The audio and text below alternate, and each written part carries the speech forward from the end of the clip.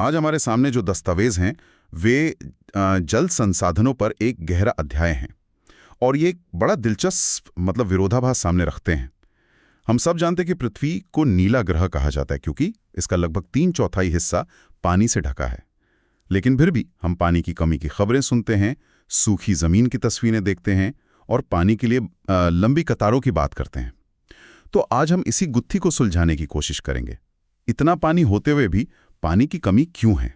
ये सवाल बिल्कुल सही जगह पे चोट करता है। इसे ही जल का आश्चर्य कहा गया है। देखिए, समस्या ये है कि उस विशाल नीले हिस्से में से ज़्यादातर पानी खारा है, जो हमारे सीधे इस्तेमाल के लायक नहीं है। इस्तेमाल करने लायक मीठा पानी यानी फ्रेश वाटर वो बहुत ही कम है। ये हमें मुख्य रूप से 2 स्रोतों से मिलता है। एक है सतही अपवाह, मतलब जो पानी हमें नदियों और झीलों में बहता हुआ दिखता है, और दूसरा जो हमारी नज़रों से छिपा है वो है भौम जल या ग्राउंड वाटर, जो ज़मीन के नीचे जमा है। और कुदरत का अपना एक सिस्टम भी तो है इसे रिसाइकिल करने का, जिसे हम वाटर साइकिल या जल चक्र कहते हैं। सैद्धांतिक रूप से तो इसे पानी की कमी नहीं होने देनी चाहिए। बिल्कुल। जल चक्र एक शानदार प्रक्रिया है जो पानी को लगातार साफ और नवीनीकृत करती रहती है। लेकिन समस्या तब होती है जब हमारी खपत यानी पानी का इस्तेमाल इस चक्र की रफ्तार से कहीं ज्यादा तेज हो जाता है। हम जमीन से पानी इतनी तेजी से निकाल रहे हैं कि बारिश उसे दोबारा भर ही नहीं पा रही है, और इसी वजह से हमारे स्रोत एक चिंताजनक चेतावनी दे रहे हैं। एक चेतावनी? जी, भविष्यवाणी है कि 2025 तक दुनिया भर में लगभग 20 करोड़ लोग पानी की भीषण कमी का सामना कर सकते हैं। 20 करोड़, ये आंकड़ा तो सच में डराने वाला है। इसी से जुड़ा एक बहुत ही हैरान करने वाला तथ्य भी है इन दस्तावेजों में, जो भारत और इजराइल की तुलना करता है। बताया गया है कि इजराइल में साल भर में औसतन सिर्फ 25 सेंटीमीटर बारिश होती है। बहुत कम। फिर भी वहां पानी की कमी नहीं है। वहीं दूसरी ओर भारत में लगभग 114 सेंटीमीटर बारिश होती है, मतलब 4 गुना से भी ज्यादा। फिर भी हमारे यहाँ हर साल सूखे की नौबत आ जाती है। स्रोत इसका कारण बताते हैं उचित जल प्रबंधन का अभाव। ये उचित प्रबंधन का अभाव ये जमीनी स्तर पर कैसा दिखता है? देखिए, ये एक बेहतरीन सवाल है। ये सिर्फ पानी की मात्रा का खेल नहीं है, बल्कि उसके मैनेजमेंट का है। इजराइल ने ज़रूरत की वजह से नई नई तकनीकें ईजाद की। उन्होंने ड्रिप इरिगेशन को लोकप्रिय बनाया, जहां पानी सीधा पौधों की जड़ों में बूंद बूंद करके पहुंचाया जाता है। इससे बर्बादी न के बराबर होती है। उन्होंने समुद्री पानी को साफ करने के लिए बड़े बड़े डिसैलिनेशन प्लांट लगाए। वहीं भारत में जहां पानी प्रचुर मात्रा में रहा है, हम अक्सर पारंपरिक तरीकों पर ही निर्भर रहे हैं, जैसे कि फ्लड इरिगेशन, जिसमें पूरे खेत में पानी भर दिया जाता है।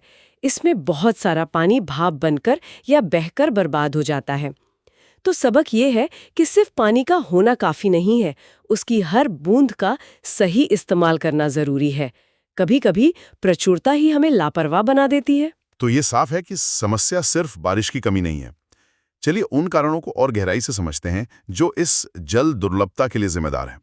हमारे स्रोत कुछ मुख्य अपराधियों की पहचान करते हैं। पहला है बढ़ती जनसंख्या। हाँ, और ये सिर्फ इसलिए नहीं कि ज्यादा लोगों को पीने के लिए पानी चाहिए। बढ़ती आबादी का मतलब है ज्यादा पेट भरने के लिए ज्यादा अनाज उगाना, और ज्यादा अनाज का मतलब है सिंचाई के लिए और ज्यादा पानी की जरूरत।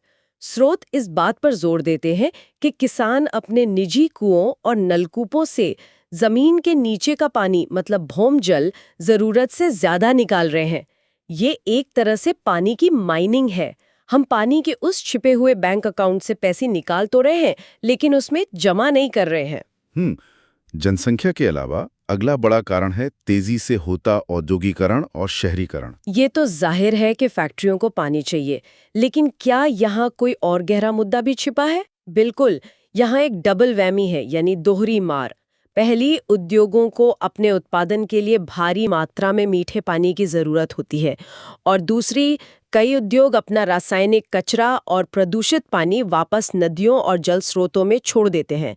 तो वे न सिर्फ साफ पानी की खपत करते हैं बल्कि बचे हुए पानी को भी खराब कर देते हैं। और शहरीकरण की बात करें तो शहरों की जीवन शैली में प्रति व्यक्ति पानी और ऊर्जा की खपत गांव से कहीं ज्यादा होती है, जिससे सिस्टम पर दबाव और बढ़ जाता है। बढ़ती आबादी और प्यासे उद्योग। लेकिन स्रोत एक तीसरे, ज्यादा सामाजिक पहलू की ओर भी इशारा करते हैं, जो है समाज में पानी का असमान वितरण। नहीं होती, ये सामाजिक और आर्थिक भी है। ऐसा हो सकता है कि एक ही शहर में एक अमीर इलाके में 24 घंटे पानी की आपूर्ति हो, स्विमिंग पूल भरे जा रहे हों, जबकि उसी शहर के एक गरीब बस्ती में लोगों को टैंकरों के लिए घंटों इंतजार करना पड़े। ये सिर्फ अमीर गरीब का नहीं, बल्कि शहरी ग्रामीण और अलग-अलग राज्यों के बीच का भी मुद्दा है। पानी तक किसकी कितनी पहुंच है, ये अक्सर इस बात पर निर्भर करता है कि आप कौन हैं और कहाँ रहते हैं। और इन सब के ऊपर है चौथा और आखिरी कारण, जल प्रदूषण। अगर पानी है भी तो क्या वो इस्तेमाल के लायक है? ठीक यही सवाल है।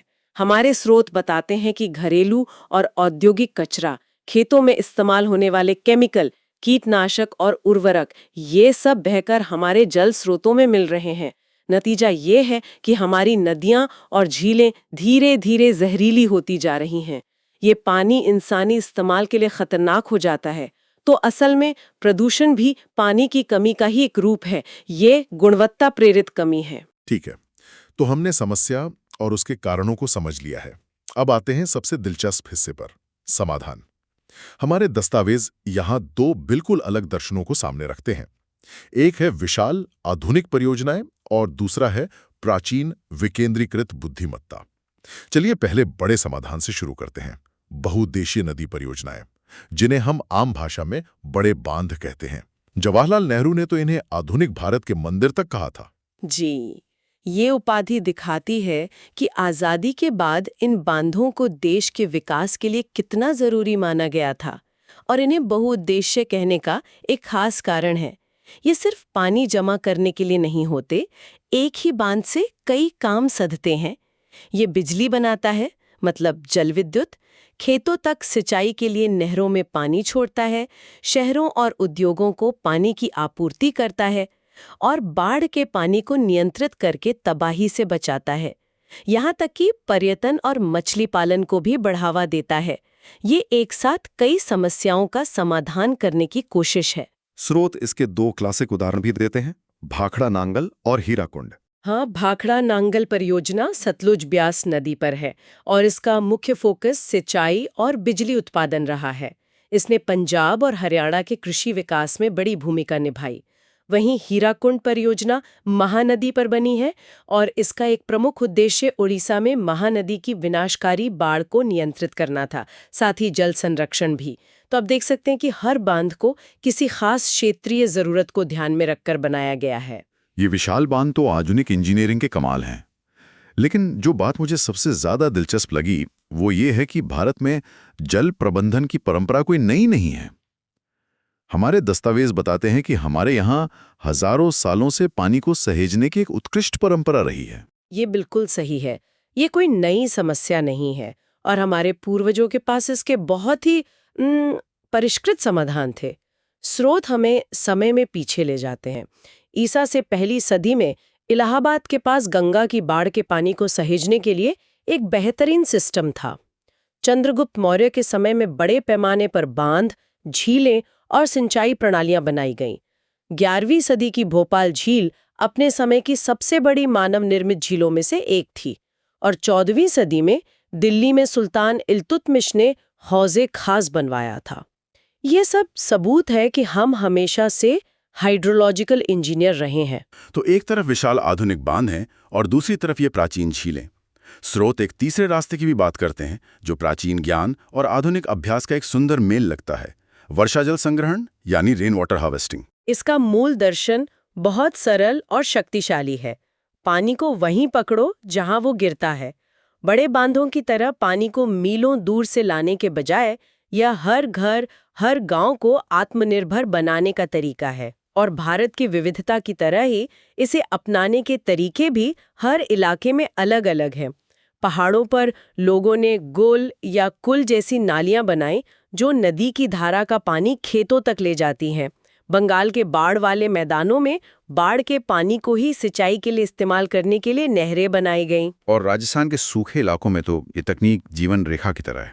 स्रोत यहाँ खादीन और जोहड़ का जिक्र करते हैं। हाँ, खादीन और जोहड़ खेतों में बारिश के पानी को जमा करने के लिए बनाए गए मिट्टी के छोटे बांध या गड्ढे होते हैं। ये जमा पानी धीरे धीरे जमीन में रिसता है, जिससे मिट्टी में नमी बनी रहती है और भौम जल भी रिचार्ज होता है। लेकिन पीने के पानी के लिए उन्होंने एक और भी शानदार तरीका विकसित किया, जिसके बारे में स्रोत एक पूरी केस स्टडी देते हैं। आप राजस्थान के टाकों की बात कर रहे हैं। ये रेगिस्तानी इंजीनियरिंग का एक अद्भुत उदाहरण लगता है। ये सिस्टम काम कैसे करता है? ये बहुत ही सरल और प्रभावी है। टांका जमीन के नीचे बना एक पक्का टैंक होता है।